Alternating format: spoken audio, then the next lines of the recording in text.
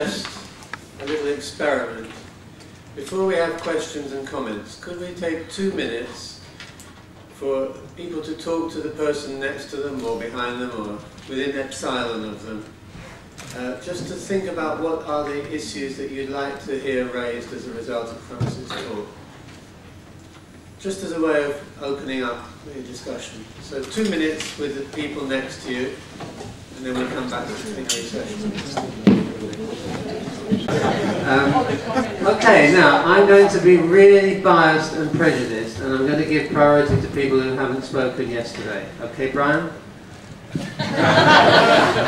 Yes. Okay, who wants to start?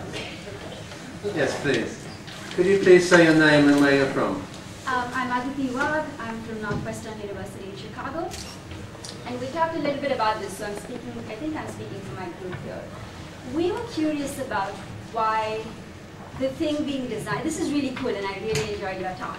And I'm curious about why the thing being designed here is an e-book and not a world of micro worlds or something. Why are you using the book? Like, why are you trying to make a book?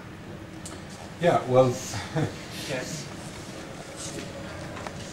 there's no single answer to that, but it's for different reasons, not just for one reason. One reason is the strategy of infusing constructionism in places where it's not the first matter of the agenda. So there's an e-book industry, there's an e-book hype, there's developments in e-book technologies, and all of these developments, constructionism is nowhere there so far. So one idea is the challenge of going somewhere into a culture. It's not about the technology itself. It could be a website that has text and live things in it anyway. It doesn't have to be a book. The other one is that we're not sure that what I showed you is a C-book yet. We will have some better questions about what it would take to be a C-book in 3 years.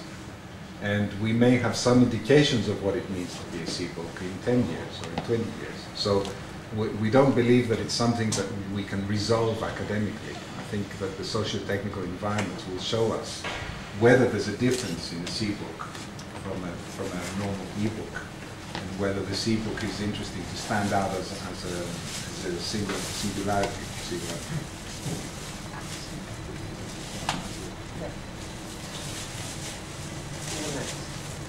My name is Gowan from Thailand. I was interested in your idea of infusing constructionism, and I saw you present a lot of tools, including the C-book. I just want to know, have you tried to use this with the adults, only in the business or the industry, and what are the response from them? Just want to get a comment. If we tried this outside education, you mean? Right. Yeah. Well, I'm an educationalist, so our target is the education field. And the project itself, I don't know how, but we convinced the European Commission that education is a creative industry. And there's a lot of creative things happening, which is true. But there's a lot of uncreative things happening as well. But there's a lot of creative things happening in there. So our field so far has been the education field. It doesn't mean to say that constructionist books may not be interesting to fields outside education itself. Yes, please. You need a microphone. Do we have a question? Oh, you have one. Great. My name is Chronis Kynigos. I'm from Chronis University in the UK. Sorry, we can't hear you this end. Should I just shout? No, just talk nearer to the microphone. Okay. Can you hear me now? Yes. Yes, okay.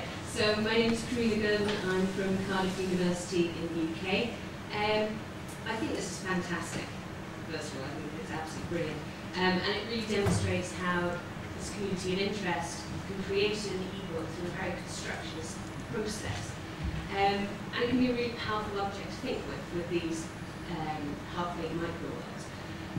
What I'm very interested in, though, is how learners can use it, and how the important element of constructionism, where the learner creates an artifact to demonstrate that they're developing understanding and to share with others.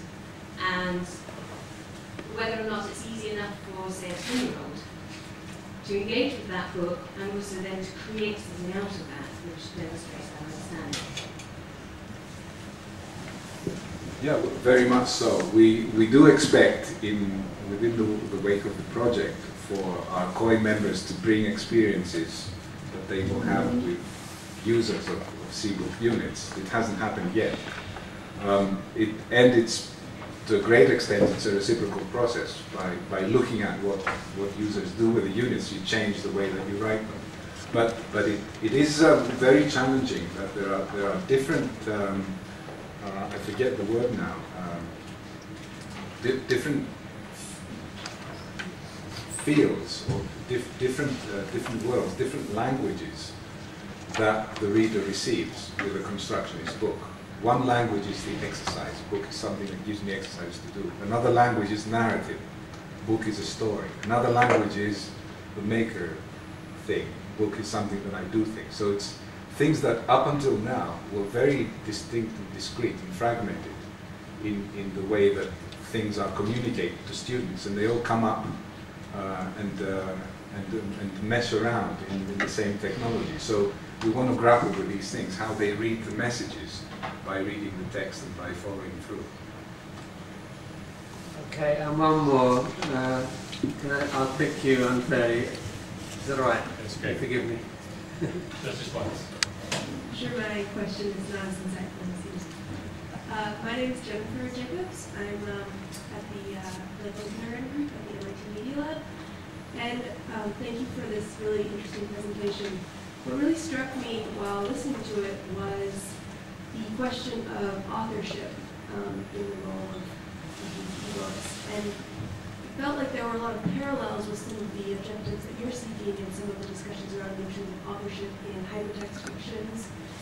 And I guess my question for you is sort of what in your mind is the goal for the participant in terms of their role as an author? Is it, are you interested in enabling them to tell a story by reconstituting elements or reshaping or reordering elements that you've provided, or actually generate new content, or for lack of a better term, I guess, content using the e-book as a medium for content generation? Well, that's a really good question. Yeah. Do you have a couple of hours to answer them?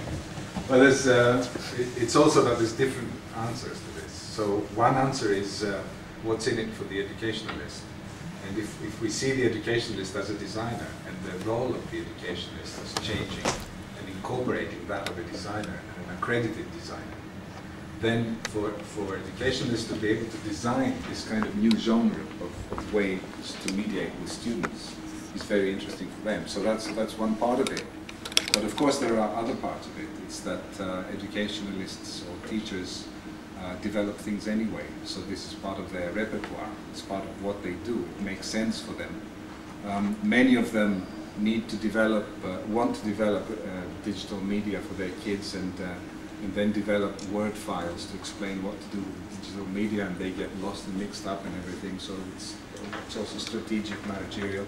But there's very many aspects to this question. So it's a very good question. Perhaps it's time to introduce the idea of a remix book. Okay, thank you. Let me not forget to tell everyone about we have a workshop later on today on C-Book technology. If anyone wants to come and look into it and hook up and maybe make a C-Book community with a new COI from the Constructionism group, that would be great. So we expect you there if you want to come. Okay, thank you very much, Chronis.